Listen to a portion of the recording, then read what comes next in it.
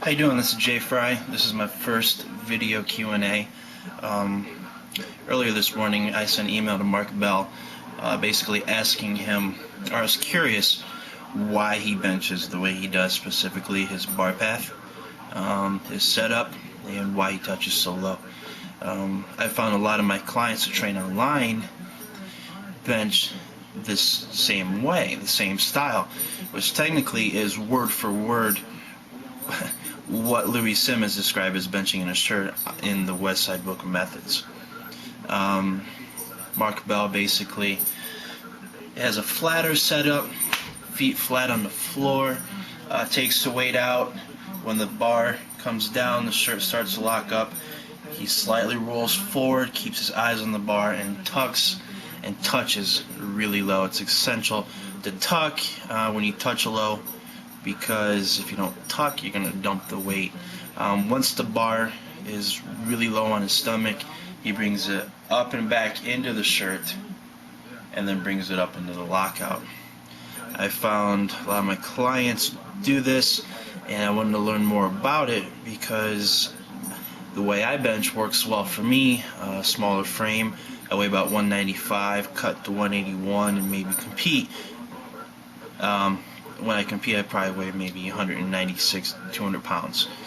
Smaller frame, I don't have all that muscle mass and size and belly to do that type of benching. So it's hard for other people to conform to the way I bench when our body types are completely different. But Mark Bell talked about strength curve in the shirt, and he's basically trying to avoid the strength curve and touch low and then bring it back into the shirt and lock it out. I refer to the strength curve also as the pressure or the locking point. The way I bench and get over 340 pounds on my shirt is finding where that locking point or strength curve is and break through it. And let me explain. I utilize the arch setup, tucked feet, get my chest up so my arm, the chest angle is close to a 45 degrees, similar to a decline. I'm a lot stronger in the decline bench, and this keeps a lot of the weight up in my traps and my shoulders, and it's easier for me to lock that out when the weight is up higher in my arms. When I take the weight out, I bring the bar down, slow and controlled, until the shirt wants to lock up. Once the shirt locks up, basically my goal then is to raise up against the pressure and try to bring the bar down through the locking point. When the shirt's locked, it doesn't want to open, and when you raise up against the pressure and you bring the bar down into the pressure, you're taking the shirt and opening it up and stretching it. I try to blow the shirt out, literally try to blow it out over my chest, and that actually lets the shirt open up and conform around my body. And then as soon as I put positive tension or positive pressure against the bar, it just contracts, and then all I have to do is get ready to lock out.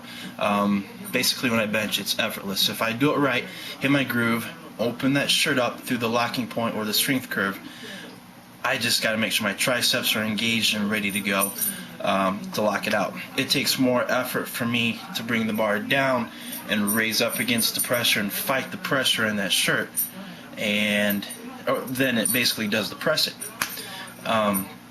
But both ways of benching is very effective. But if I benched like Mark Bell and touched down towards my belly, it would break both my arms and dump and basically crush me. I don't have that type of muscle mass or strength, literally, to hold that weight down there. I used to bench like this when George Albert trained me 2.5 years ago, and I got up to 650 pounds basically.